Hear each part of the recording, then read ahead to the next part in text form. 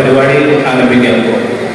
തീവ്രവാദ ശക്തികളുടെ എല്ലാം തന്നെ പീഡിവിവരങ്ങൾ മതേതരത്വം സംസാരിക്കുന്നവർക്കെതിരെ നടത്തുന്ന ഈ കാലഘട്ടത്തിലും സധൈര്യം ശബ്ദിച്ചുകൊണ്ടിരിക്കുന്ന നമുക്ക് ഏവർക്കും ആദരണീയനായിട്ടുള്ള സുനിൽ മാഷാണ്. സുനിൽ മാഷിനെ ഏറെ ആദരവോടുകൂടെ ഈ യോഗത്തിലേക്ക് സ്വാഗതം ചെയ്തു.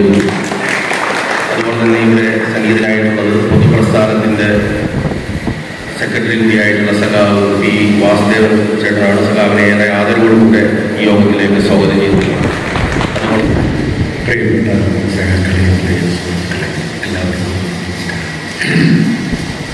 ഗാന്ധിയും ഗുരുവും തമ്മിൽ കൂടിക്കൊണ്ടതിൻ്റെ ശതാബ്ദി വർഷത്തിലൂടെയാണ് നമ്മൾ കടന്നു പോകുന്നത്.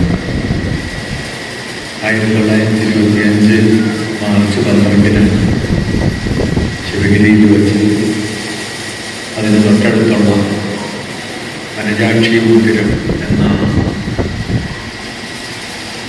കെട്ടിടത്തിൽ വെച്ചാണ് ഗാന്ധിയും ഗുരുവുമായുള്ള കൂടിക്കാഴ്ച നടന്നത്. ആ കൂടിക്കാഴ്ച നടക്കുന്നതിന് വഴിയൊരുക്കിയത് കേരള ചരിത്രത്തിൽ തന്നെ എന്നല്ല ഇന്ത്യയുടെ ദേശീയ പ്രസ്ഥാനത്തിൻ്റെ ചരിത്രത്തിൽ തന്നെ നിർണായകമായി വഴിതിരിച്ചുവിട്ട വൈക്കം സത്യാഗ്രഹത്തിൻ്റെ പശ്ചാത്തലമാണ്. വൈക്കം സത്യാഗ്രഹം 1924 മാർച്ച് 30 ആരംഭിച്ചത്. ആ സത്യാഗ്രഹ സമരം ഏതാണ്ട് ഒരു വർഷം പിന്നിടാറായ സമയത്താണ് ഗാന്ധി വൈക്കം സത്യാഗ്രഹ വേദി സന്ദർശിക്കുന്നത്. ആ സന്ദർശനത്തിൻ്റെ ഭാഗമായാണ് അദ്ദേഹം നാരായണ ഗുരുവിനെ ശിവഗിരിയിലെത്തി സന്ദർശിക്കുകയും അവർ തമ്മിൽ ഗൗരവമേറിയ ചില ആശയവിനിമയങ്ങൾ നടക്കുകയും ചെയ്തു. അതിൻ്റെ ഒരു നൂറ്റാണ്ട് പിന്നിട്ട് നാം ഇന്ന് ആ സന്ദർഭത്തിലേക്ക് തിരിഞ്ഞു നോക്കുമ്പോൾ എന്താണ് ആ കൂടിക്കാഴ്ചയും അതിൽ നടന്ന ആശയവിനിമയങ്ങളും നമ്മോട് പറയുന്നത് എന്നത് പ്രധാനപ്പെട്ട ഒരു കാര്യമാണ്. എന്തിനാണ് നാം ഈ ശതാബ്ദിയെ ഓർക്കുന്നത്? രണ്ട് മഹാരഥന്മാരായ മനുഷ്യർ ഇന്ത്യ ചരിത്രത്തെയും കേരള ചരിത്രത്തെയും 20-ാം നൂറ്റാണ്ടിൽ വഴിതിരിച്ചു വിട്ട ഏറ്റവും വലിയ രണ്ട് മനുഷ്യർ തമ്മിൽ കൂടിക്കണ്ടു എന്നതിൻ്റെ കേവലമായ ഒരു ഓർമ്മയല്ല വാസ്തവത്തിൽ ഈ സ്മരണയ്ക്ക് പിന്നിലുള്ളത്.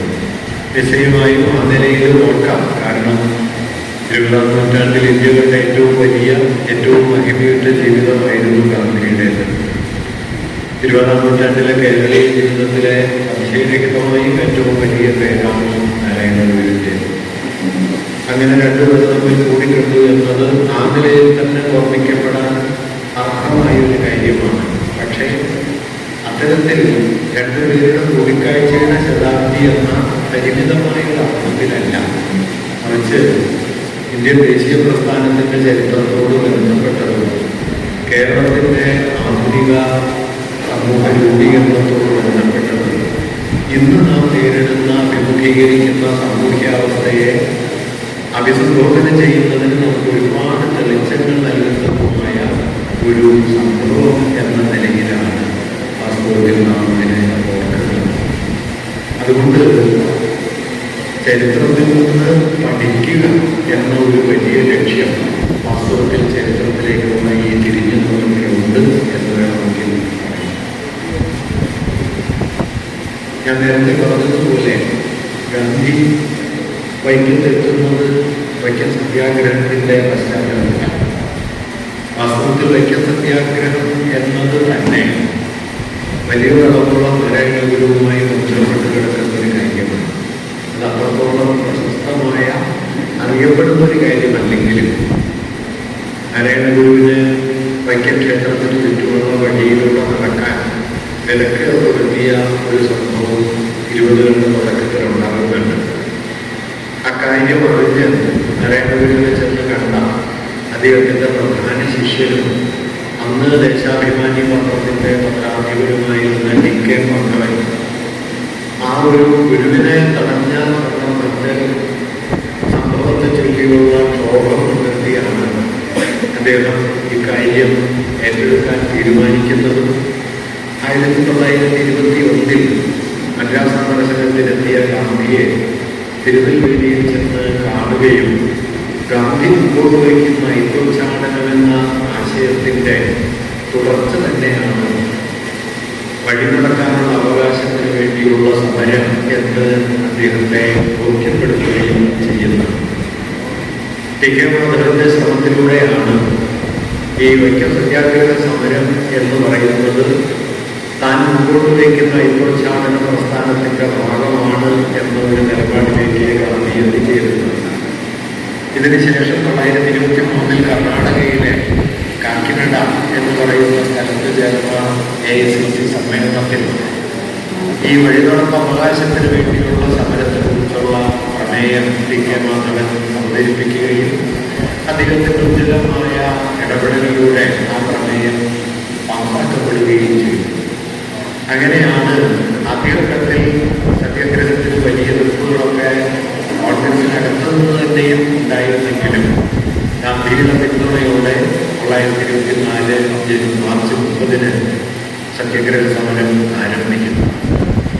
വൈക്കം സത്യാഗ്രഹത്തിന് ചരിത്രപരമായിട്ടുള്ള പ്രാധാന്യം എന്തെന്ന് വെച്ചാൽ ഇന്ത്യൻ ദേശീയ പ്രസ്ഥാനത്തിൻ്റെ ചരിത്രത്തിലും അതിനുള്ള മൗലികമായ പ്രാധാന്യം സ്വാതന്ത്ര്യം എന്ന് പറയുന്നതിനെ ഇന്ത്യയുടെ ചരിത്രത്തിൽ അക്കാലം വരെ മനസ്സിലാക്കിയിരുന്ന രാഷ്ട്രീയ സ്വാതന്ത്ര്യം എന്നതിനപ്പുറത്തേക്ക് കൊണ്ടുപോയി സാമൂഹിക സ്വാതന്ത്ര്യം എന്ന ഒരു ഘടകത്തെ കൂടി ദേശീയ പ്രസ്ഥാനത്തിൻ്റെ സ്വാതന്ത്ര്യ സങ്കല്പത്തിൻ്റെ ഭാഗമാക്കുന്ന ആദ്യത്തെ സമരമാണ് വയ്ക്കപ്പെട്ടത്.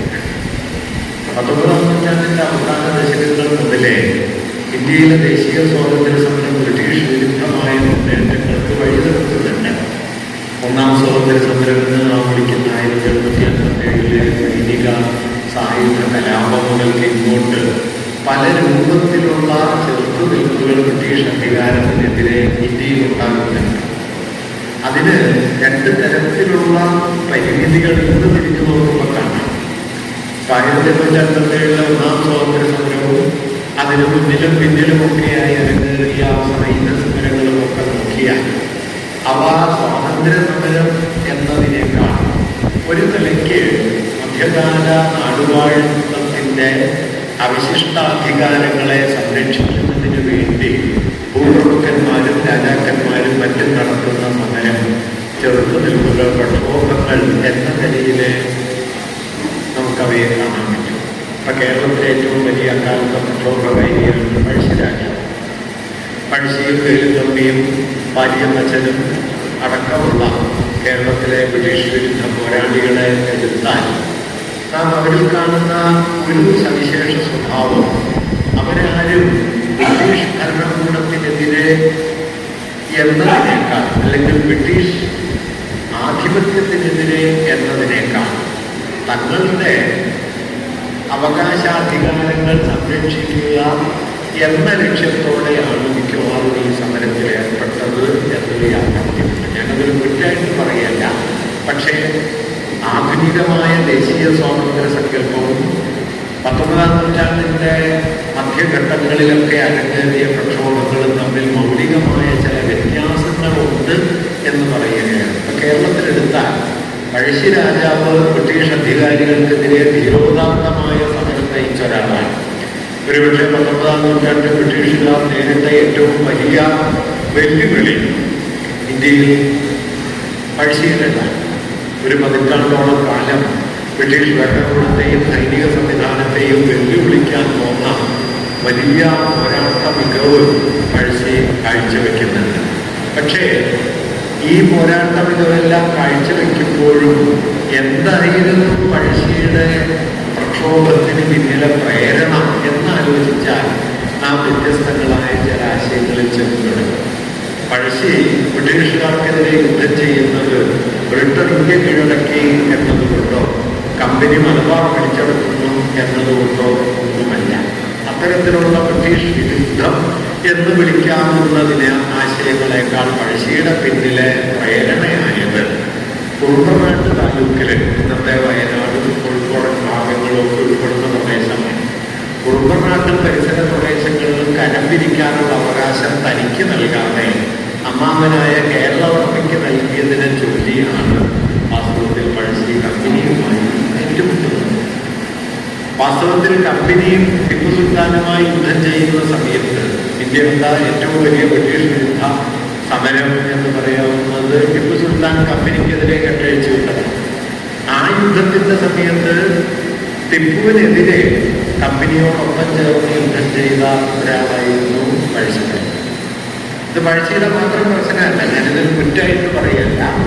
പഴശ്ശിയും താന്തിയാത്തോപ്പിയും ഝാൻസി റാണിയും നമ്മുടെ വേലുത്തമ്പിയും വലിയച്ഛനും ഒക്കെ അടക്കമുള്ള ആളുകൾ ബ്രിട്ടനെതിരെ സമരം ചെയ്യുന്നത്, ബ്രിട്ടീഷ് അധികാരത്തിനെതിരെ സമരം ചെയ്യുന്നത്, അവർ ഇന്ത്യയെ കീഴടക്കുന്നു, അധിനിവേശ ശക്തികളായി പ്രവർത്തിക്കുന്നു എന്ന ആധുനികമായ ഒരാശയത്തെ മുൻനിർത്തിയല്ല, മറിച്ച് തങ്ങളുടെ നാടുവാഴുന്ന അധികാരങ്ങൾ ഇവർ കവർന്നെടുക്കുന്നു, ബ്രിട്ടീഷ് ഭരണാധികാരം കവർന്നെടുക്കുന്നു എന്നതിനെ മുൻനിർത്തിയാണ്.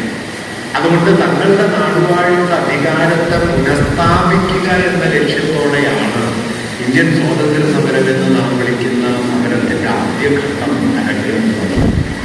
19-ാം നൂറ്റാണ്ട് അവസാനത്തോടെ ഇതിലും മാറ്റം വരികയും നാടുവാഴുന്ന അധികാരം എന്നതിന് പകരം ബ്രിട്ടീഷ് വിരുദ്ധമായ ജനകീയ മുന്നേറ്റം എന്ന നിലയിലേക്ക് സ്വാതന്ത്ര്യ സമരം മാറുന്നു. സമരത്തിന്റെ മുൻനിരയിലേക്ക് ബാലഗംഗാധര തിലകിനെയും ലാലാ ലജ്പത് റായിയെയും അരവിന്ദ ഘോഷിനെയും ഒക്കെ പോലുള്ള വലിയ നേതാക്കൾ ഉയർന്നു വരുന്നു. അങ്ങനെ പൊതുവിൽ ബ്രിട്ടീഷ് വിരുദ്ധമായ ജനകീയമായ ഒരു സമരമുഖം 19-ാം നൂറ്റാണ്ടിന്റെ അവസാന പതിറ്റാണ്ടുകളിലും 20-ാം നൂറ്റാണ്ടിന്റെ ആദ്യ ദശകങ്ങളിലും ഒക്കെ ആയിട്ട് ഇന്ത്യയിൽ നടക്കുന്നു. ഒരർത്ഥത്തിൽ ദേശീയ സ്വാതന്ത്ര്യ സമരം അതിൻ്റെ യഥാർത്ഥമായ ഒരു ജനകീയ മുഖം കൈവരിക്കുന്നത് ഈ ഘട്ടത്തിലാണ്.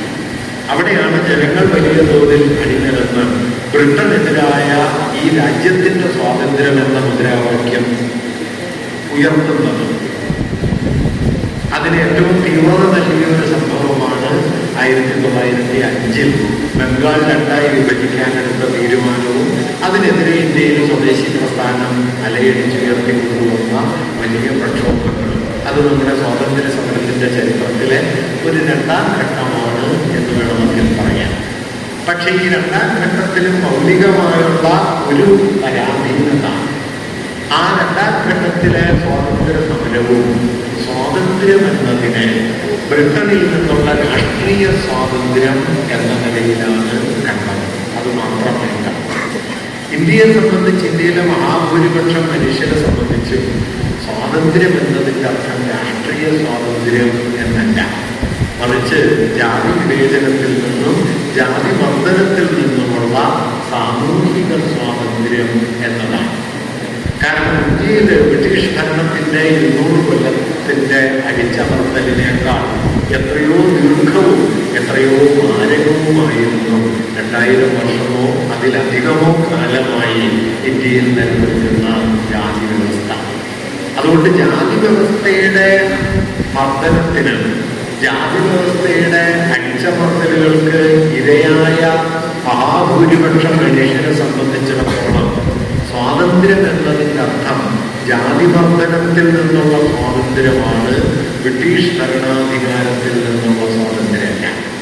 അതുകൊണ്ട് തന്നെ ഇന്ത്യയിലെ കീഴാള ബഹുജന പ്രസ്ഥാനങ്ങൾ ഏറിയ പങ്കും നമ്മുടെ സ്വാതന്ത്ര്യ പ്രക്ഷോഭത്തിന്റെ ഘട്ടത്തിൽ നേരിട്ട് ദേശീയ സ്വാതന്ത്ര്യ സമരത്തിൽ പങ്കുചേരാതെ താന്താങ്ങളുടെ സാമൂഹ്യ നവീകരണത്തിന് ഉതകുന്ന വിദ്യാഭ്യാസ പരിപാടികൾ, സാമുദായിക പ്രവർത്തനങ്ങൾ ഒക്കെ വലിയ തോതിൽ ഏറ്റെടുത്ത് നടത്തുന്നത് നമുക്ക് കാണാൻ കഴിയും. പ്രത്യേകിച്ച് തിരുവാങ്കൂറിലെ സമുദായ പ്രസ്ഥാനങ്ങളും പരിഷ്കൃത പ്രസ്ഥാനങ്ങളും ഒക്കെ അതത് സാമൂഹ്യ വിഭാഗങ്ങളുടെ നവീകരണത്തിനും പരിഷ്കരണത്തിനും ലക്ഷ്യം വെച്ചുകൊണ്ടുള്ള പ്രവർത്തനങ്ങളിൽ വലിയ തോതിൽ പങ്കുചേർന്നെങ്കിലും അവയൊന്നും തന്നെ ബ്രിട്ടീഷ് വിരുദ്ധമായ രാഷ്ട്രീയ പ്രക്ഷോഭങ്ങളിൽ കാര്യമായി പങ്കുചേരുകയുണ്ടായില്ല.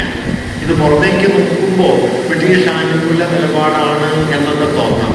പക്ഷെ വാസ്തവത്തിൽ ആ ബ്രിട്ടീഷ് അനുകൂല നിലപാടിന്റെ പിന്നിലുള്ളത് ബ്രിട്ടീഷ് അനുകൂലം എന്നതിനേക്കാൾ ജാതി വർധനത്തിൽ നിന്ന് പുറത്തു കിടക്കുന്നതിന് ഇന്ത്യയിലെ കോടാനുകോടി മനുഷ്യർക്ക് അക്കാലത്ത് ലഭ്യമായ വളരെ പ്രധാനപ്പെട്ട ഒരു ഉപാധിയായിരുന്നു കൊളോണിയൽ ഭരണം എന്നതാണ്. ബ്രിട്ടീഷ് ഭരണം എന്നത്. കാരണം ബ്രിട്ടീഷ് ഭരണമാണ് പൊതു നിയമങ്ങൾ കൊണ്ടുവന്നത്.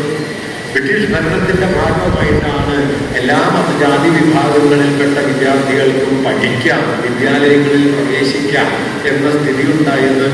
ഓരോ ജാതിക്കാർക്കും ഓരോ തരത്തിലുള്ള തെളിവെടുപ്പ് സമ്പ്രദായങ്ങളും ഓരോ തരം ശിക്ഷാരീതികളും ഉണ്ടായിരുന്ന സ്ഥിതി മാറി IPCയും CRPCയും പോലുള്ള പൊതു നിയമങ്ങൾ വരുന്നത് കോളനി ഭരണത്തിന് കീഴിലാണ്. കോളനി ഭരണത്തിന് കീഴിലാണ് അദ്ധിത ജാതി വിഭാഗങ്ങൾ, അധസ്ഥിതർ എന്ന് വിളിക്കപ്പെടുന്ന ആളുകൾക്ക് പൊതുവിദ്യാഭ്യാസം ലഭിച്ചത്, പൊതുവായ തൊഴിലുകൾ ലഭിച്ചത്, സർക്കാർ ഉദ്യോഗങ്ങൾ ഒക്കെ ലഭിച്ചത്. അതുകൊണ്ട് ജാതിമർദ്ദനത്തിന് ഇരയായവരെ സംബന്ധിച്ച് ബ്രിട്ടീഷുകാരുടെ ഭരണം തങ്ങൾക്ക് മേലുള്ള വിദേശാധിപത്യത്തിന്റെ അടിച്ചേൽപ്പിക്കൽ എന്നതിനേക്കാൾ എത്രയോ കൂടുതൽ സഹസ്രാബ്ദങ്ങളായി തങ്ങൾക്ക് മേൽ നടന്നു പോന്നിരുന്ന ജാതിമർദ്ദനത്തിൽ നിന്നുള്ള വിമോചനമായിട്ടാണ് അനുഭവപ്പെട്ടത്.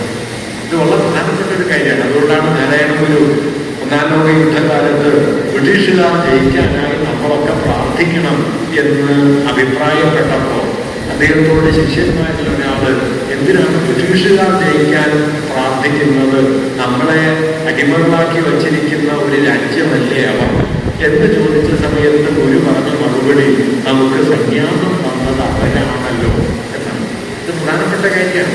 കാരണം രാമായണത്തിൽ ശൂദ്രനായിട്ടുള്ള ശംഭൂകൻ സന്യാസത്തിന് മുതിർന്ന സമയത്ത് അത് ബ്രാഹ്മണ ധർമ്മത്തിനെതിരാണ്, അത് വൈദിക ധർമ്മത്തിനെതിരാണ് എന്ന് പറഞ്ഞ് ശംഭൂകനെ കൊല ചെയ്യുന്ന ആളാണ് രാമൻ. ചൂർപ്പണയുടെ മുക്ക് കൊലയിൽ മുറിക്കുന്ന ഒരാളാണ് രാമൻ. അതുകൊണ്ട് പാരമ്പര്യ സിദ്ധമായി ഇവിടെ നിൽക്കുന്ന വർണ്ണധർമ്മം, സനാതന ധർമ്മം എന്നൊക്കെ ഇപ്പൊ ചിലര് പേരിട്ട് വിളിക്കുന്ന ജാതിധർമ്മം, വർണ്ണധർമ്മം അടിസ്ഥാനപരമായ അധസ്ഥിത ജനതയെ മർദ്ദിച്ചൊതുക്കുന്ന ന്യായവിധികളുടെയും മൂല്യങ്ങളുടെയും വലിയ ഒരു സമുച്ചയമാണ്. ആ ജാതിമർദ്ദനത്തിന് ഇരയായിക്കൊണ്ടിരുന്ന സഹസ്രാബ്ദങ്ങളായി ഇരയായിക്കൊണ്ടിരുന്ന സാമൂഹ്യ വിഭാഗങ്ങളെ സംബന്ധിച്ച് സ്വാതന്ത്ര്യത്തിന്റെ വെളിച്ചം അവരിലേക്ക് എത്തുന്ന ഒരു വഴിയായിട്ടാണ് ബ്രിട്ടീഷ് ഭരണാധികാരം അനുഭവപ്പെട്ടത്. കാരണം ബ്രിട്ടീഷ് അധികാരം വരെ തെളിവെടുപ്പിൽ ബ്രാഹ്മണർക്കും മറ്റും തൂക്കുപരീക്ഷ എന്നതുപോലുള്ള നിസ്സാരമായ പരീക്ഷാ രീതികളാണെങ്കിൽ ശൂദ്രർക്കും താഴെയുള്ളവർക്കും കൈമുക്ക് പരീക്ഷ പോലെ തിളച്ച വെളിച്ചെണ്ണയിൽ കൈമുക്കുന്നത് പോലെയുള്ള പരീക്ഷാ സമ്പ്രദായങ്ങളാണ്. ബ്രാഹ്മണർക്കുള്ള പരമാവധി ശിക്ഷ നാടുകടത്തിലാണെങ്കിൽ ശൂദ്രർക്കും അധസ്ഥിതർക്കുമുള്ള ശിക്ഷ ചിത്രവധമടക്കമാണ്. ചിത്രവധം എന്ന് പറഞ്ഞു കഴിഞ്ഞാൽ കുന്തത്തിൽ പുറത്ത് നിർത്തി പല ദിവസങ്ങൾ കൊണ്ട് ഒരാളെ കൈപോലും കൊന്നു കളയുന്ന സമ്പ്രദായമാണ് ചിത്രവധം. അങ്ങനെ തെളിവെടുപ്പിലും ശിക്ഷയിലും ഒക്കെ ജാതീയമായ ഭീമാകാരമായ വിവേചനം നിലനിൽക്കുന്നു. വഴി നടക്കാൻ അവകാശമില്ല, ഒതുക്കറ്റിൽ നിന്ന് വെള്ളം എടുത്തുകൂടാ, കുട്ടികളെ വിദ്യാലയങ്ങളിൽ പ്രവേശിപ്പിച്ചുകൂടാ. അങ്ങനെ സഹസ്രാബ്ദങ്ങൾ നീണ്ട അസ്വാതന്ത്ര്യത്തിന്റെ ജാതിമർദ്ദനത്തിന്റെ പൈശാചികമായ അടിച്ചമർത്തലുകളുടെ സുദീർഘ ചരിത്രമാണ് ഇന്ത്യയിലെ അധസ്ഥിത ജനതയ്ക്ക് മുമ്പിൽ ഉണ്ടായിരുന്നത്. ഈ അധസ്ഥിത ജനതയുടെ മർദ്ദിതാവസ്ഥയിൽ നിന്നുള്ള വിമോചനത്തിന്റെ വഴിയായിട്ടാണ് ഒരു ഭാഗത്ത് ക്രൈസ്തവ മിഷണറിമാരുടെ പ്രചരണപരമായ പ്രവർത്തനങ്ങൾ, വിദ്യാലയ പ്രവർത്തനങ്ങൾ ഒക്കെയും, മറുഭാഗത്ത് കൊളോണിയൽ ഭരണകൂടത്തിന്റെ പൊതു നിയമ സംവിധാനങ്ങളും സാധാരണ മനുഷ്യർക്ക് മുമ്പിൽ ഉയർന്നു വന്നത്.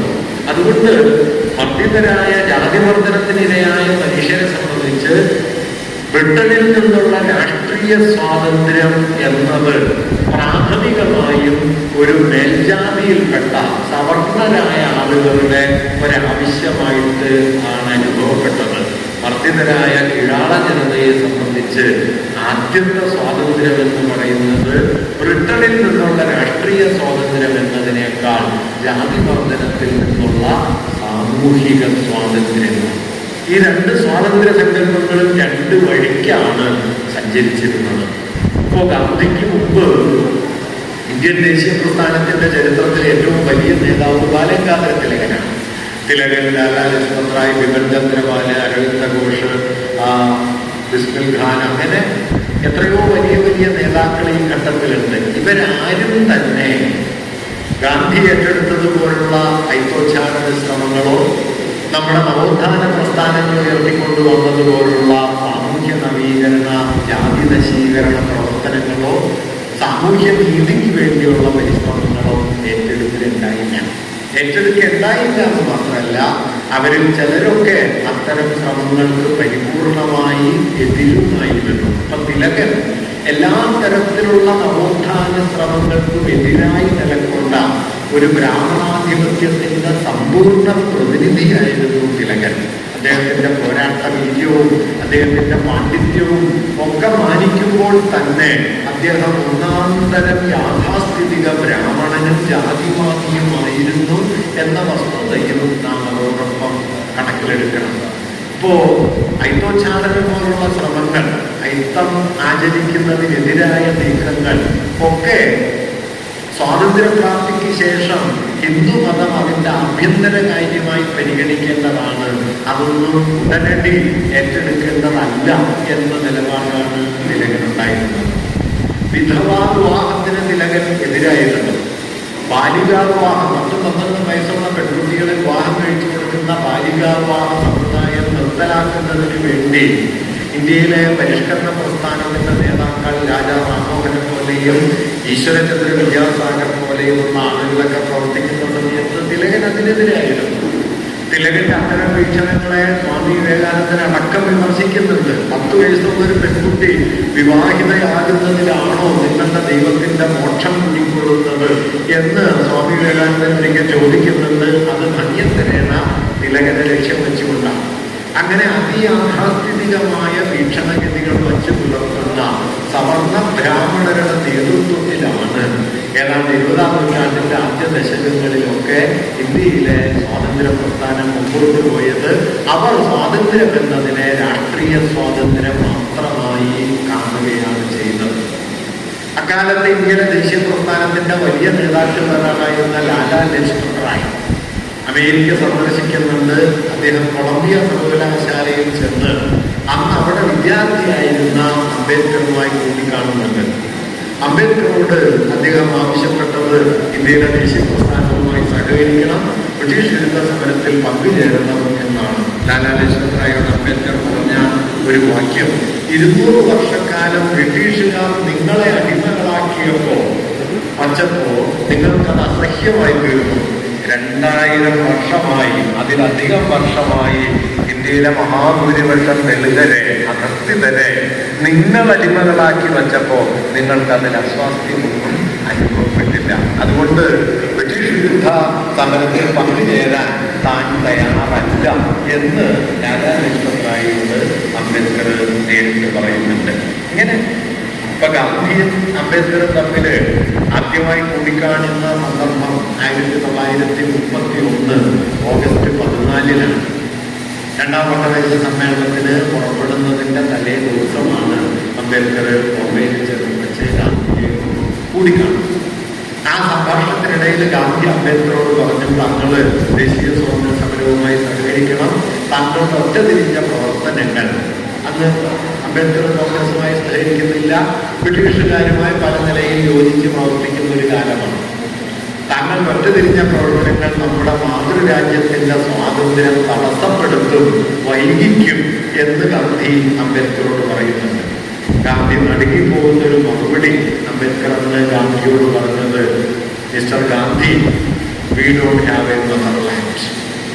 ഞങ്ങൾക്കൊരു മാതൃരാജ്യമില്ല. മാതൃരാജ്യത്തിന്റെ സ്വാതന്ത്ര്യത്തെക്കുറിച്ചാണ് അന്ന് പറയുന്നത്. ആ മാതൃരാജ്യം ഇന്ത്യയിലെ സവർണരുടേതാണ്. അവർണർക്ക്, അധസ്ഥിതർക്ക്, ജാതിമർദ്ദനത്തിന് ഇരയായിക്കൊണ്ടിരിക്കുന്നവർക്ക് മാതൃരാജ്യമില്ല. വഴി നടക്കാൻ അവകാശമില്ലാത്തവർക്ക് ഏതാണ് മാതൃരാജ്യം? കൊച്ചിയില് ധീവരർക്ക്, പുലയർക്ക് ഒരു സമ്മേളനം നടത്താൻ സ്ഥലമില്ലാത്തത് കൊണ്ട് കൊച്ചി രാജ്യത്ത് എറണാകുളം നഗരത്തിൽ പുലയർക്ക് കാലുകുത്താൻ അവകാശമില്ലാത്തത് കൊണ്ട് പുലയ മഹാസമ്മേളനം കൊച്ചി കായലിന് വള്ളങ്ങൾ കൂട്ടിയിട്ട് അതിൽ പലക നിരത്തി ആ പലകയ്ക്ക് മുകളിൽ സമ്മേളനം ചേർന്ന ചരിത്രം കൊച്ചിക്കുണ്ട്. അതാണ് കായൽ സമ്മേളനം. കാരണം അധസ്ഥിതർക്ക് എറണാകുളം ഇറങ്ങിക്കൂടാ.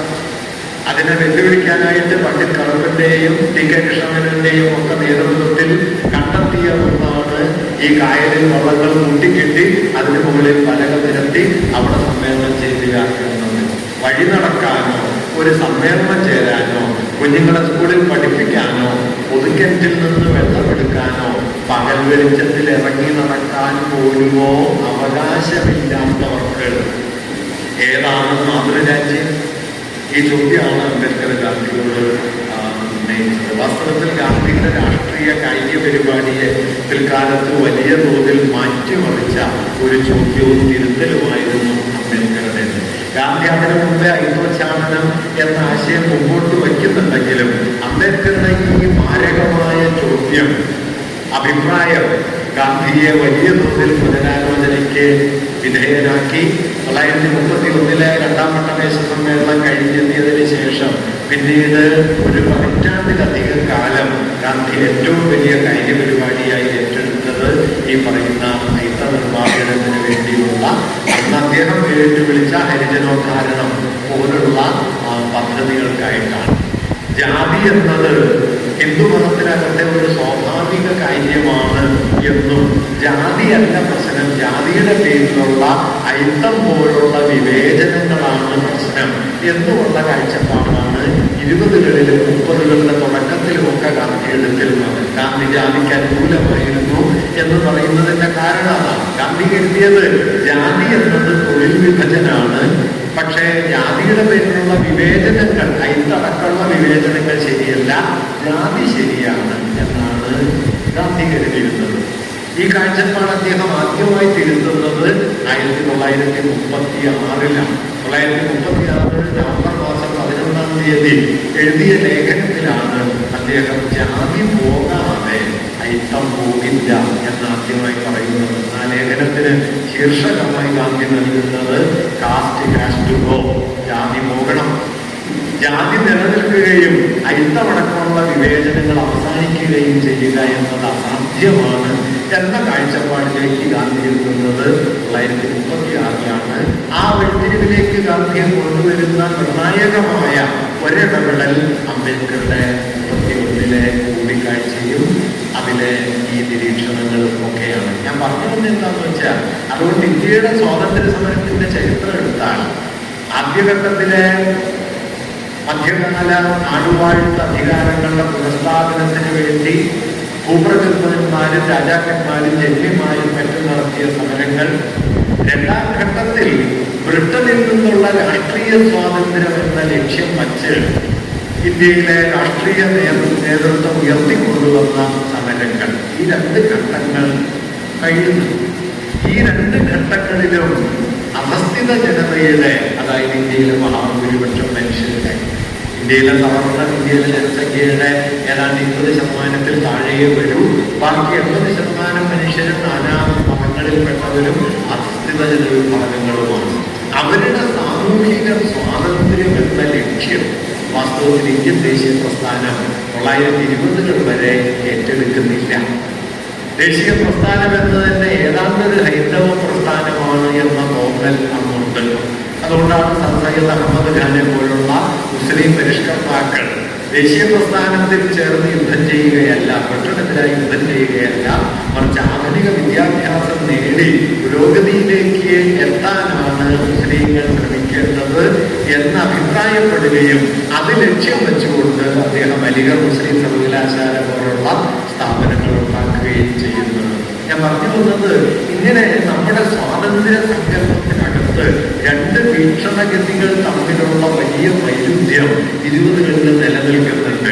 സാമൂഹിക സ്വാതന്ത്ര്യമാണോ, ജാതിവർദ്ധനത്തിൽ നിന്നും ബ്രാഹ്മണ്യത്തിൽ നിന്നും അതിന്റെ അടിച്ചമർത്തലുകളിൽ നിന്നുമുള്ള അധസ്ഥിതരായ മനുഷ്യരുടെ സാമൂഹികമായ സ്വാതന്ത്ര്യമാണോ പ്രധാനം, അതോ ബ്രിട്ടനിൽ നിന്നുള്ള രാഷ്ട്രീയ സ്വാതന്ത്ര്യമാണോ പ്രധാനം? ഈ ചോദ്യത്തിന് രണ്ട് വഴിക്കാണ്. വൈക്കം സത്യാഗ്രഹത്തിന്റെ മൗലികമായ പ്രാധാന്യം എന്തെന്ന് വെച്ചാൽ, അക്കാലം വരെ രണ്ട് വഴിക്ക് സഞ്ചരിച്ചിരുന്ന ഈ രണ്ട് ആശയഗതികളെ ഇന്ത്യയുടെ സ്വാതന്ത്ര്യ സമരത്തിന്റെ ചരിത്രത്തിൽ ആദ്യമായി കൂട്ടിയിണക്കി എന്നതാണ് വൈക്കം സത്യാഗ്രഹത്തിന്റെ വലിയ പ്രാധാന്യം.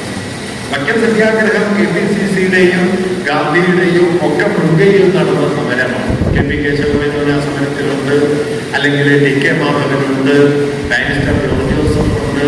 അന്നത്തെ KPCCയുടെ മുഴുവൻ നേതാക്കളും ആ സമരത്തിൽ പല രൂപത്തിൽ പങ്കുചേരുന്നുണ്ട്. അന്ന് തമിഴ്നാട്ടിലെ PCCയുടെ പ്രസിഡന്റായിരുന്ന, അധ്യക്ഷനായിരുന്ന അവിടുത്തെ തന്തൈ പെരിയോ EV രാമസ്വാമി നായ്ക്കർ വരുന്നുണ്ട്, അകാലികൾ വരുന്നുണ്ട്. അങ്ങനെ വിപുലമായ ബ്രിട്ടീഷ് വിരുദ്ധമായ ഒരു വലിയ പ്രസ്ഥാന ചരിത്രം പാരമ്പര്യം വൈക്കം സത്യാഗ്രഹത്തിനുണ്ട്. പക്ഷെ വൈക്കം സത്യാഗ്രഹത്തിന്റെ മുദ്രാവാക്യം അത് ബ്രിട്ടൻ ഇന്ത്യ വിടുക എന്നൊന്നുമായിരുന്നില്ല. വൈക്കം ക്ഷേത്രത്തിന് ചുറ്റുമുള്ള നടപടികളിലൂടെ നടക്കാനുള്ള അധികാരം അവർക്കും വേണം എന്നതാണ്. ആ മുദ്രാവാക്യത്തിലേക്ക് അന്നത്തെ കോൺഗ്രസിന്റെ തിരുവാങ്കൂറിലെ ഏറ്റവും വലിയ നേതാക്കളിൽ ഒരാളായ ദേശാഭിമാനി പത്രം, ഇപ്പോഴത്തെ ദേശാഭിമാനിയല്ല, 20കളുടെ തുടക്കത്തിലെ DK മാധവന്റെ ദേശാഭിമാനി, ആ പത്രത്തിന്റെ പത്രാധിപരും വലിയ പ്രസംഗകനും പരിഷ്കർത്താവും ഒക്കെയായ DK മാധവനെ ഈ മുദ്രാവാക്യത്തിലേക്കും ഈ സമരത്തിലേക്കും കൊണ്ടുവരുന്നത് വൈക്കം ക്ഷേത്രത്തിന് ചുറ്റുമുള്ള നടപടികളിൽ നാരായണ ഗുരുവിനെ തടഞ്ഞ സംഭവമാണ്. അങ്ങനെ വിശാലാർത്ഥത്തിൽ നാരായണ ഗുരു വൈക്കം സത്യാഗ്രഹത്തിന്റെ പിന്നിലെ ഒരുപക്ഷെ ഏറ്റവും പ്രധാനപ്പെട്ട, അറിയപ്പെടാത്ത, അത്രയൊന്നും അറിയപ്പെടാത്ത ഒരു പ്രഭവമാണ്. വഴി നടന്ന സന്ദർഭത്തിൽ ഗുരു പറഞ്ഞതായി രേഖപ്പെടുത്തിയിട്ടുള്ള ഒരു വാക്യം നാം ഇതിനും നിമിത്തമായോ എന്നാണ്. ഇതിനും നിമിത്തമായോ ഒരുപക്ഷെ പിൽക്കാലത്ത് വൈക്കം സത്യാഗ്രഹത്തെ നമുക്ക് ആ വാക്യത്തോട് ചേർത്ത് മനസ്സിലാക്കാം. ഇതിനും നാം നിമിത്തമായോ എന്ന് അദ്ദേഹം ചോദിക്കുന്നത്. എന്തായാലും അങ്ങനെ വൈക്കം സത്യാഗ്രഹം ആരംഭിക്കുകയും ഗുരു നേരിട്ട് പങ്കെടുത്ത ഒരേ ഒരു രാഷ്ട്രീയ സമരമായി അത് മാറിത്തീരുകയും ചെയ്തു. 1924 സെപ്റ്റംബർ 9-നും 10-നും ഗുരു വൈക്കത്തുണ്ട്. സത്യാഗ്രഹ വേദിയിൽ അദ്ദേഹം എത്തുന്നുണ്ട്. സത്യാഗ്രഹികളോടൊപ്പം അദ്ദേഹം പ്രാർത്ഥനയിൽ പങ്കുചേരുന്നുണ്ട്. സത്യാഗ്രഹികൾക്ക് സത്യാഗ്രഹ ഫണ്ടിലേക്ക് ശിവഗിരി മഠത്തിന്റെ സംഭാവനയായി അന്നത്തെ നിലയിൽ 1000 രൂപ ഒരു സംഭാവന ചെയ്യുന്നുണ്ട്. ശിവഗിരിയില് സത്യാഗ്രഹത്തിന് വേണ്ടി പണത്തിനായി പ്രത്യേകം ഒരു കുണ്ടിക പെട്ടി അദ്ദേഹം സ്ഥാപിക്കുകയും ചെയ്യുന്നുണ്ട്. വൈക്കം സത്യാഗ്രഹത്തിന്റെ സത്യാഗ്രഹ സമിതിയുടെ ഓഫീസായി പ്രവർത്തിച്ചിരുന്നത് നാരായണ ഗുരു വൈക്കത്ത് സ്ഥാപിച്ച വേലൂർ മഠമാണ്. ആ വേലൂർ മഠമാണ് സത്യാഗ്രഹത്തിന്റെ ഹെഡ്ക്വാർട്ടേഴ്സായി, ഹെഡ് ഓഫീസായി പ്രവർത്തിച്ചിരുന്നത്. സമരപരിപാടികളെ ക്രോഡീകരിക്കുന്നതിന് വേണ്ടി ഗുരു നിയോഗിച്ചിരുന്നത് അദ്ദേഹത്തിന് ഏറ്റവും പ്രിയപ്പെട്ട ശിഷ്യനായ 1924 തന്നെ ആലുവയിലെ സഹോദര സമ്മേളനത്തിന്റെ നടത്തിപ്പിന്റെ ചുമതലക്കാരനൊക്കെയായി പ്രവർത്തിച്ച സത്യവ്രത സ്വാമികളെയാണ്. അങ്ങനെ തന്റെ ഏറ്റവും പ്രിയപ്പെട്ട ശിഷ്യനെ തന്നെ സമരസംഘാടനത്തിന്റെ മേൽനോട്ടക്കാരനാക്കി നിയോഗിച്ചുകൊണ്ടും താൻ സ്ഥാപിച്ച മഠത്തെ വൈക്കം സത്യാഗ്രഹത്തിന്റെ സമരകേന്ദ്രമാക്കി മാറ്റിക്കൊണ്ടും സമരത്തിൽ നേരിട്ട് പങ്കെടുത്തുകൊണ്ടും സമരത്തിന് സംഭാവന നൽകിക്കൊണ്ടും സമരത്തിന് പണപ്പിരിവ് നടത്തിക്കൊണ്ടും ഒക്കെ വൈക്കം സത്യാഗ്രഹത്തെ ആകാവുന്നത്ര വലിയ നിലയിൽ ഒരു പിന്തുണയ്ക്കുകയും അതിൽ പങ്കുചേരുകയും ചെയ്യുന്നുണ്ട്. ഗുരുവിന്റെ ദീർഘമായ സാമൂഹിക ജീവിതത്തിൽ അദ്ദേഹം പ്രത്യക്ഷമായി പങ്കുചേർന്ന ഒരേ ഒരു രാഷ്ട്രീയ സമരം വൈക്കം സത്യാഗ്രഹത്തിൻ്റെതാണ്. ഞാൻ പറഞ്ഞത് എന്താണെന്ന് വെച്ച് കഴിഞ്ഞാൽ വൈക്കം സത്യാഗ്രഹം എന്ന് പറയുന്നത് ഇന്ത്യയുടെ സ്വാതന്ത്ര്യ സമര ചരിത്രത്തിൽ തന്നെ നിർണായക പ്രാധാന്യമുള്ള ഒരു കാര്യമാണ്. കാരണം അക്കാലം വരെ 2 ദിശകളിലൂടെ സാമൂഹിക സ്വാതന്ത്ര്യം ഒരു വഴിക്ക്, രാഷ്ട്രീയ സ്വാതന്ത്ര്യം വേറൊരു വഴിക്ക് എന്ന നിലയിൽ പോയിക്കൊണ്ടിരുന്ന, സാമൂഹിക സ്വാതന്ത്ര്യത്തിന് വേണ്ടി നവോത്ഥാന പ്രസ്ഥാനങ്ങളും സമുദായ സംഘടനകളും ഒക്കെ ശ്രമിക്കുന്നു, രാഷ്ട്രീയ സ്വാതന്ത്ര്യത്തിന് വേണ്ടി കോൺഗ്രസും ദേശീയ പ്രസ്ഥാനത്തിന്റെ ഭാഗമായ സംഘടനകൾ ശ്രമിക്കുന്നു എന്ന വിഭജിതമായ സ്ഥിതി അവസാനിപ്പിച്ച് ഇവ രണ്ടും കൈകോർത്ത് നീങ്ങുന്ന ഇന്ത്യയുടെ രാഷ്ട്രീയ സ്വാതന്ത്ര്യം അർത്ഥപൂർണമാകണമെങ്കിൽ ഇന്ത്യയിലെ മഹാഭൂരിപക്ഷം വരുന്ന മനുഷ്യരുടെ സാമൂഹിക സ്വാതന്ത്ര്യവും കൂടി കൈവരണമെന്ന തിരിച്ചറിവിലേക്ക് ദേശീയ പ്രസ്ഥാനം എത്തിച്ചേരുന്നതിൻ്റെ ആദ്യത്തെ പ്രത്യക്ഷമായ അടയാളമാണ് വൈക്കം സത്യാഗ്രഹം. ഇതാണ് വൈക്കം സത്യാഗ്രഹത്തിന്റെ ചരിത്രപരമായ സവിശേഷമായ പ്രാധാന്യം. മറ്റൊരു പ്രാധാന്യമുള്ളത് ഗാന്ധി ദക്ഷിണാഫ്രിക്കയിൽ പ്രയോഗിച്ച് വിജയം കണ്ടതാണെങ്കിലും സത്യാഗ്രഹം എന്ന സമര രീതി ഇന്ത്യയിൽ അതുവരെ പ്രയോഗിക്കപ്പെട്ടിട്ടുണ്ടായിരുന്നില്ല. ചമ്പാരനിൽ കർഷകര് സമരം നടത്തുന്നുണ്ട്. ആ സമരത്തിന് ചില സത്യഗ്രഹ സ്വഭാവങ്ങളുണ്ടെങ്കിലും കർഷകരുടെ സമരം ആരംഭിച്ച് ഏറെക്കാലത്തിന് ശേഷമാണ് ഗാന്ധി ആ സമരത്തെ പിന്തുണയ്ക്കുന്നതും അത് ഒരു നിർണായക സമരമായി മാറുന്നത്. ഒരർത്ഥത്തിൽ ഗാന്ധിയുടെ സത്യഗ്രഹ സമര പരിപാടിയുടെ ഇന്ത്യയിലെ ആദ്യത്തെ പരീക്ഷണശാലയുമായിരുന്നു സത്യ സത്യാഗ്രഹം. അപ്പൊ ഇങ്ങനെ ഗാന്ധിയൻ സമരരീതിയുടെ ചരിത്രമെടുത്താലും ഇന്ത്യൻ ദേശീയ പ്രസ്ഥാനത്തിന്റെ ചരിത്രമെടുത്താലും അതിലൊക്കെ നിർണായകമായ പ്രാധാന്യമുള്ളതും ഇന്ത്യൻ ദേശീയ സ്വാതന്ത്ര്യ സമരത്തിന്റെ ഉള്ളടക്കത്തിൽ വൻതോതിലുള്ള മൗലികമായ മാറ്റങ്ങൾക്ക് വഴിവെച്ചതുമായ ഒരു സംഭവമായിരുന്നു വൈക്കത്തെ സമരം. ആ സമരം അങ്ങനെ വിജയിച്ചു എന്ന് പറഞ്ഞുകൂടാ. 1924 മാർച്ച് 30 ആരംഭിച്ച് ഏതാണ്ട് ഒരു 14 മാസത്തോളം നീണ്ടുനിന്ന സമരം ഭാഗികമായ വിജയങ്ങളോടെ അവസാനിപ്പിക്കുകയാണ് ചെയ്തത്. ഗാന്ധിയുടെ ഇടപെടലിനെ തുടർന്ന് മാർച്ച് അവസാനത്ത് പിൻവലിക്കുകയാണ് ചെയ്തത്. ഭാഗികമായ വിജയങ്ങളെ ആ സമരത്തിന് നേടാൻ കഴിഞ്ഞു.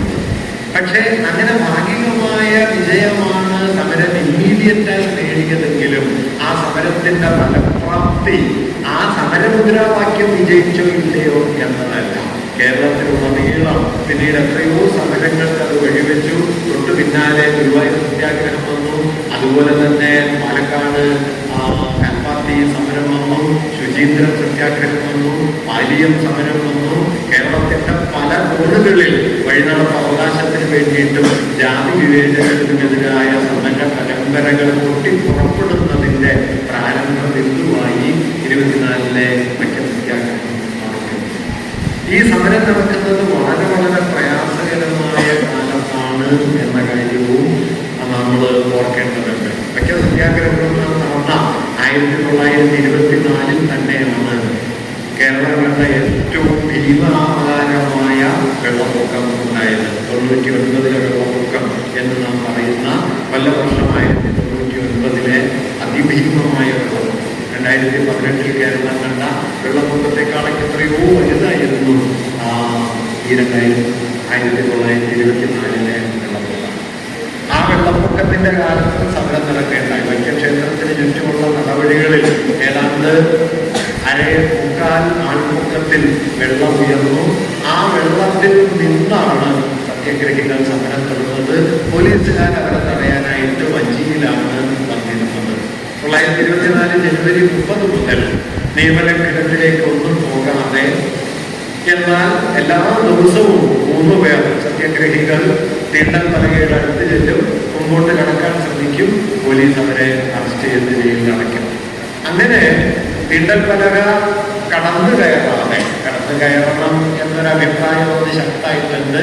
പക്ഷെ കടന്നു കയറുന്നതിന് ഗാന്ധിയെതിരായിരുന്നു. അത് ഹിംസാത്മകമാകും എന്നതുകൊണ്ട് തീണ്ടൽ പലക മറികടന്നു പോയിക്കൂടാ, ബലം പ്രയോഗിച്ച് കടന്നുകൂടാ എന്നായിരുന്നു ഗാന്ധിയുടെ അഭിപ്രായം. അക്കാര്യത്തിൽ ഗുരുവിന് അഭിപ്രായ വ്യത്യാസം ഉണ്ടായിരുന്നു എന്നാണ് അതേക്കുറിച്ചുള്ള അക്കാലത്തെ വാർത്തകൾ വായിക്കാൻ നമുക്ക് മനസ്സിലാവുക.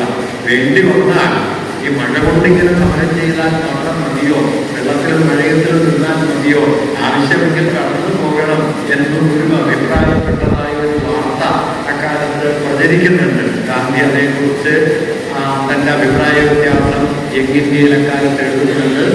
അത് താൻ പറഞ്ഞൊരു അഭിപ്രായമല്ല, മറിച്ച് തന്നോടുള്ള സംഭാഷണത്തിൽ നിന്ന് താൻ പറഞ്ഞു എന്ന നിലയിൽ മറ്റൊരാള് പത്രത്തിൽ എഴുതിയതാണ്. അങ്ങനെ ഒരു അഭിപ്രായം തനിക്കില്ല എന്ന് തിരുത്തൽ നൽകിക്കൊണ്ട് ഒരു തന്നെ ആ സംവാദത്തിന് അല്ലെങ്കിൽ ആ വിവാദത്തിന് അവസാനം ഉണ്ടാക്കുകയാണ് ചെയ്തത്. എങ്കിലും ഗാന്ധിയുടെ സമരരീതികളോട് ഒരു 100% യോജിച്ചിരുന്നോ എന്ന് ചോദിച്ചാൽ ഉണ്ടെന്ന് പറയാൻ പറ്റില്ല. വാസ്തവത്തിൽ ഗാന്ധിയുടെ അന്നത്തെ സമരരീതികൾ അല്ലെങ്കിൽ ഗാന്ധി വെച്ച മാനദണ്ഡങ്ങൾ വാസ്തവത്തിൽ സമരത്തെ വലിയ തോതിലൊന്നും പിന്തുണയ്ക്കുന്നതുമായിരുന്നില്ല ഇന്ന് തിരിഞ്ഞു നോക്കിയാൽ.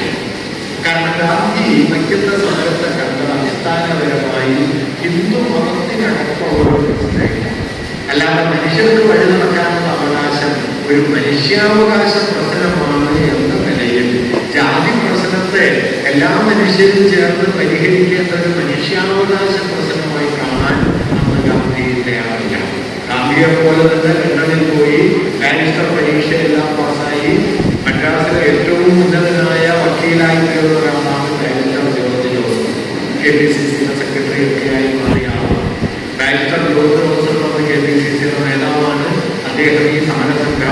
വേണ്ടി തന്റെ അഭിഭാഷക ജോലിയെല്ലാം ഉപേക്ഷിച്ച് വൈക്കത്ത് കൊണ്ട് പ്രവർത്തിക്കുന്നുണ്ട്. പക്ഷേ ഗാന്ധി ബാരിസ്റ്റർ ജോർജ് ജോസഫ് ആ സമരത്തിൽ പങ്കെടുക്കുന്നതിന് വിലക്കുകയാണ് ചെയ്യുന്നത്. ഗാന്ധി പറഞ്ഞത് ഹിന്ദു മതത്തിനകത്ത് ഒരു പ്രശ്നമാണ്, അതുകൊണ്ട് ഹിന്ദുക്കളെ സമരത്തിൽ പങ്കെടുക്കേണ്ടതുള്ളൂ, ഇതര മതസ്ഥർ പങ്കെടുക്കുക എന്ന് പറയുകയും ബാരിസ്റ്റർ ജോർജ് ജോസഫ് വൈക്കം സത്യാഗ്രഹം മാത്രമല്ല ദേശീയ പ്രസ്ഥാനം തന്നെ വിട്ട് അദ്ദേഹം വീണ്ടും വക്കീൽ പണിക്ക് പോവുകയും ചെയ്യുന്ന സ്ഥിതിയുണ്ടായി. അതുപോലെ ഈ സമരം തുടങ്ങിയ സമയത്ത് ഈ സമരത്തെ പിന്തുണയ്ക്കാനായി പഞ്ചാബിൽ നിന്ന് അകാലികൾ വരികയുണ്ട്. അകാലികളാണ് ഏതാണ്ട് സമരം തുടങ്ങി ആദ്യത്തെ ചില ആഴ്ചകളിൽ നമ്മുടെ സത്യാഗ്രഹികളുടെ ഭക്ഷണശാല കൈകാര്യം ചെയ്തിരുന്നു. അങ്ങനെ പുറത്തുനിന്നുള്ള ആളുകൾ വന്ന് സമരത്തെ പിന്തുണയ്ക്കുന്നത് ശരിയല്ല എന്നൊരു നിലപാട് ഗാന്ധി എടുക്കുകയും അകാലികൾ ആ ഭക്ഷണശാലയുടെ നടത്തിപ്പ് ഉപേക്ഷിച്ച് 2-3 ആഴ്ച കഴിഞ്ഞപ്പോൾ മടങ്ങി പോവുകയും ചെയ്തു. എങ്കിലും അന്ന് അകാലികൾ കൊണ്ടുവന്ന ഒരു ഭക്ഷണം മലയാളികളുടെ പിൽക്കാലത്ത് പൊതുഭക്ഷണമായി തീർന്നതാണ് ചപ്പാത്തിക്ക് വാസ്തവത്തിൽ വയ്ക്കുന്ന സത്യാഗ്രഹമായിട്ട് അങ്ങനെ ഒരു ബന്ധമുണ്ട്. ചപ്പാത്തി കഴിക്കുമ്പോൾ വേണമെങ്കിൽ നോക്കാവുന്നതാണ്. ഇതൊരു സത്യാഗ്രഹത്തിന്റെ വളർച്ചയാണ് എന്ന് കാര്യം. ചപ്പാത്തി ആദ്യമായിട്ട് വന്നതല്ല, പക്ഷെ കേരളത്തിൽ അത് വ്യാപകമാകുന്നതിന് വഴിവെച്ച ഒരു സന്ദർഭം ഈ വയ്ക്കുന്ന സത്യാഗ്രഹത്തിലെ അകാലികളുടെ. കാരണം അവർ ഗോതമ്പാണ് കഴിക്കുക, അവരുടെ ചപ്പാത്തി അവരുടെ നമ്മുടെ ഊട് പോലെ കഞ്ഞി പോലെ അവരുടെ ഒരു ഭക്ഷണ രൂപമാണ് ചപ്പാത്തി. അത് പ്രചരിക്കുന്നത് ഇങ്ങനെ ഗാന്ധിയെടുത്ത നിലപാടുകൾ പലതും വാസ്തവത്തിൽ സമരത്തെ മുമ്പോട്ട് കൊണ്ടുപോകുന്നതിനും ശക്തിപ്പെടുത്തുന്നതിനും പകരം സമരത്തിന്റെ ഊർജം ചോർത്തിക്കളയുന്നതാണ് എന്ന വിമർശനം അന്തരീക്ഷത്തിൽ കാര്യമായിട്ടുണ്ട്. 924 മാർച്ച് 30 സമരം തുടങ്ങി. 925 മാർച്ച് ആകുമ്പോഴും സമരം എവിടെയും എത്തിയിട്ടില്ല. ഏതാണ്ട് 1 വർഷം പിന്നിട്ടു.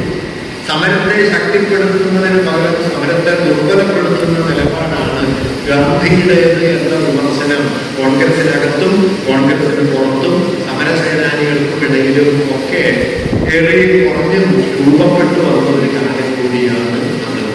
ഈ ഘട്ടത്തിലാണ് 924 മാർച്ച് 9 ഗാന്ധി വൈക്കത്തെത്തുന്നത്. എറണാകുളത്ത് നിന്ന് റോഡിലാണ് മാർച്ച് 9 വൈകുന്നേരം അദ്ദേഹം അവിടെ എത്തുന്നത്. 9 അദ്ദേഹത്തിന് മൗനവ്രതത്തിന്റെ ദിവസമായിരുന്നു, തിങ്കളാഴ്ചയായിരുന്നു. അദ്ദേഹം സംസാരിക്കുന്നൊന്നുമില്ല. 10-ാം തീയതി അദ്ദേഹം അവിടുത്തെ പോളിറ്റെക്നിക്കിൽ വൈക്കം പോളിറ്റെക്നിക്കിൽ ചേർന്ന വലിയൊരു യോഗത്തെ സംബോധന ചെയ്ത് ഏതാണ്ട് 5000-ഓളം പേർ ആ യോഗത്തിൽ അന്ന് പങ്കെടുത്തിരുന്നു എന്നാണ് അദ്ദേഹത്തിലുള്ള റിപ്പോർട്ടുകൾ പറയുന്നത്. യോഗത്തിൽ അദ്ദേഹം സംസാരിക്കുന്നുണ്ട്. ആ ദിവസം തന്നെയാണ് അദ്ദേഹം വൈക്കം ക്ഷേത്രത്തിന്റെ ഉടമസ്ഥാവകാശമുള്ള ഇടംതിരുത്തി മനയിൽ ചെന്ന് അവിടുത്തെ നമ്പ്യാതിരിയുമായും അദ്ദേഹത്തിന്റെ അനുയായികളായിട്ടുള്ള സഹപ്രമാണികളുമായും സംഭാഷണത്തിൽ ഏർപ്പെടുന്നത്. അതിദീർഘമായ ഒരു സംഭാഷണം. വൈക്കം സത്യാഗ്രഹ രേഖകൾ നോക്കിയാൽ ഏതാണ്ട് 20ഓളം പേജുകളിൽ ആ സംഭാഷണം വിശദമായിട്ട് രേഖപ്പെടുത്തിയിട്ടുണ്ട്. ആ സംഭാഷണം നിങ്ങൾ ശ്രദ്ധാപൂർവം വായിച്ചാൽ വാസ്തവത്തിൽ ഗാന്ധി ആ സംഭാഷണത്തിൽ താർക്കികമായി നമ്പ്യാതിരിക്ക് മുമ്പിൽ പരാജയപ്പെടുകയാണ് ഉണ്ടായത് എന്ന് കാണാൻ പറ്റും. ഗാന്ധി ആ വാദത്തിൽ വിജയിച്ചിട്ടില്ല. അതിനുള്ള അടിസ്ഥാന കാരണം എന്താണെന്ന് വെച്ച് കഴിഞ്ഞാൽ ഈ ചർച്ച തുടങ്ങുന്ന സമയത്ത് തന്നെ നമ്പ്യാതിരി ഗാന്ധിയോട് ചോദിക്കുന്നുണ്ട്, അങ്ങ് സനാതന ധർമ്മത്തിൽ വിശ്വസിക്കുന്നുണ്ടോ? സനാതന ധർമ്മത്തിൽ വിശ്വസിക്കുന്ന ഒരാളാണ് താൻ എന്ന് ഗാന്ധി മറുപടി പറയുന്നു. തുടർന്ന് നമ്പ്യാതിരി പറയുന്നത് സനാതന ധർമ്മം അനുസരിച്ചാണ് ഞങ്ങൾ ഈ വഴി നടക്കാൻ അവകാശം നിഷേധിച്ചിട്ടുള്ളത്. അത് ഞങ്ങളുടെ പരമ്പരാഗതമായ സനാതന ധർമ്മമാണ്. ഇതോടെ ഗാന്ധിക്ക് ഇതിനെ ചെറുക്കാൻ പാടില്ലാതെ സനാതന ധർമ്മത്തെ താൻ അംഗീകരിക്കുന്നു എന്ന് ഗാന്ധി സമ്മതിച്ചതോടെ സനാതന ധർമ്മ വിധി അനുസരിച്ചാണ് തങ്ങൾ ഈ വഴിനടപ്പാവകാശം നിഷേധിക്കുന്നത് എന്ന നമ്പ്യാതിരിയുടെ വാദത്തെ ഗാന്ധിക്ക് ഖണ്ഡിക്കാൻ പറ്റാതെ. പിന്നെ ഗാന്ധി ചോദിക്കുന്നത് വഴി നടക്കാനുള്ള അവകാശം നിഷേധിക്കുന്നത് ഏത് ധർമ്മശാസ്ത്ര പ്രകാരമാണ്? അങ്ങനെ ഒരു വഴിനടപ്പ് അവകാശം നിഷേധം ധർമ്മശാസ്ത്ര ഗ്രന്ഥങ്ങളിലൊന്നും ഇല്ലല്ലോ എന്ന ഒരു നിരീക്ഷണം ഗാന്ധി നടത്തുന്നു. നമ്പ്യാതിരി അതിന് മറുപടിയായി പറയുന്നത് അങ്ങേക്കത് ഉത്തരേന്ത്യയിൽ പരിചയം അല്ലാത്തത് കൊണ്ടാണ് ഞങ്ങൾ പിന്തുടരുന്നത് ശ്രീ ശങ്കരാചാര്യരുടെ ശാങ്കര സ്മൃതിയാണ്. ശാങ്കര സ്മൃതിയിലെ വ്യവസ്ഥപ്പെടുത്തിയതനുസരിച്ചാണ് അവർക്ക് വഴി നടക്കാനുള്ള അവകാശം തങ്ങൾ കളയുന്നത് എന്നാണ് നമ്പ്യാതിരി പറഞ്ഞത്.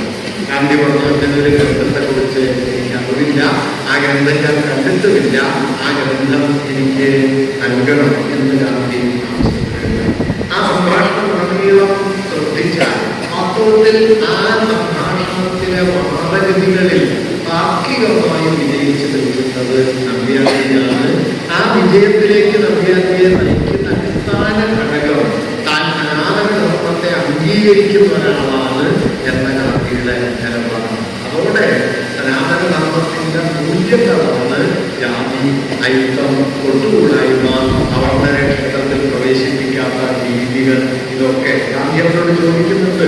നമ്മുടെ സഹോദരരല്ലേ, അവർ വഴി നടക്കുന്നതിന് എന്താണ് തടസ്സം? അപ്പൊ നമ്പ്യാതിരി പറഞ്ഞ മറുപടി നീച ജന്മങ്ങളാണ് എന്നാണ്. നീച ജന്മങ്ങളാണ്, മുൻകാലത്തായ ചെയ്തികളുടെ അനന്തര ഫലമാണ് ഈ ജന്മത്തിൽ അവർ അനുഭവിക്കുന്നത്. നീച ജന്മങ്ങളായതുകൊണ്ടാണ് അവരെ ക്ഷേത്രത്തിൽ പ്രവേശിപ്പിക്കുകയോ വഴി നടക്കാൻ അനുവദിക്കുകയോ ചെയ്യാറുള്ളത് എന്നിങ്ങനെ സനാതന ധർമ്മം എന്ന അടിസ്ഥാന യുക്തിയെ പിൻപറ്റിക്കൊണ്ട് ഗാന്ധിയുടെ വാദങ്ങളെ ഉടനീളം ഖണ്ഡിക്കുന്ന നിലപാടാണ് നമ്പ്യാതിരി കൈക്കൊണ്ടത്.